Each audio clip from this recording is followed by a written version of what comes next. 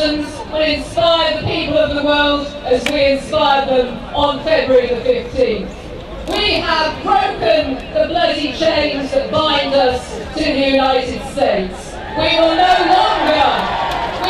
longer pay the blood price for our alliance with that country. And we have also defeated the warmongering government of David Cameron.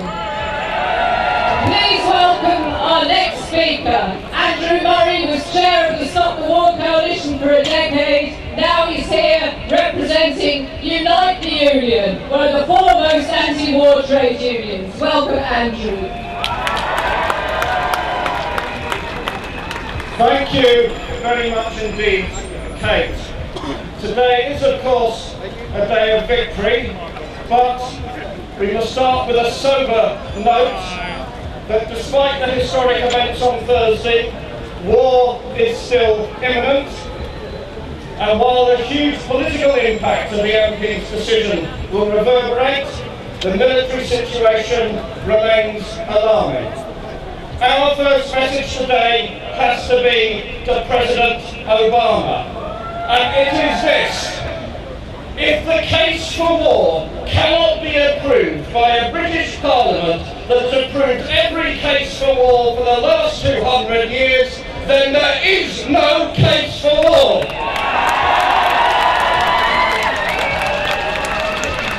Yes, we want an end to the civil war in Syria. Yes, we mourn the deaths of all of those, whether they have been killed by chemical or conventional munitions. But we also know that the only solution in Syria is a political one, that it must come from the Syrian people, that it will be helped by an end to all forms of outside interference, and that President Obama must recognise there is not a single problem in the Middle East, as history shows, that cannot be made worse by Anglo-American military bombardment.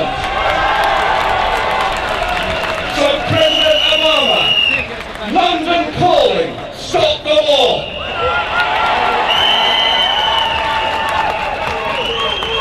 Of course, our next message has to be to our own political elite.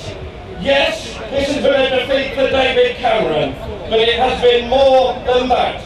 It's been a defeat for all of those in our bipartisan, sometimes tripartisan elite who have backed the recent wars of this century. The best reason David Cameron could come up with for saying we should bomb Syria was, we cannot stand aside. Well, we did not stand aside in Afghanistan. Instead, we have killed thousands of Afghans and sent our old soldiers to die for a corrupt, despotic regime. We did not stand aside in Iraq. We killed a million people and wrecked a nation for a generation.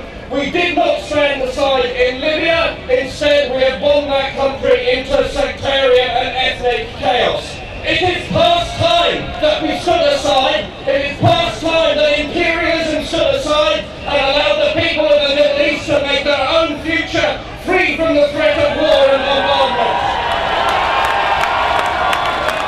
And on the subject of standing aside, perhaps it's time David Cameron looked in the mirror and stood aside himself. But it's not just David Cameron, it's not just the Tories. We've just had Lord Ashton. The Lord Ashton for whom internationalism means war, the Lord Ashton who is forever preening himself for a colonial governor's uniform, he has said he's never been shown shame of his country. Well, let me say to you, Lord Ashton, your country has never been so ashamed of the Liberal Democrats who voted for war on Thursday under Nick Clegg. And also, I know it's been said before, it's been said by me, it's been said by many others, but it does, I think, this week bear repetition. We should not forget to mention the grotesquely misnamed Middle East peace envoy, whose answer to every issue in the Middle East is war, who has been bobbing around on an oligarch's yacht in the Mediterranean this last week, urging war again against Syria. We have to say, Tony Blair, this week you have been we should be concerned to The Hague.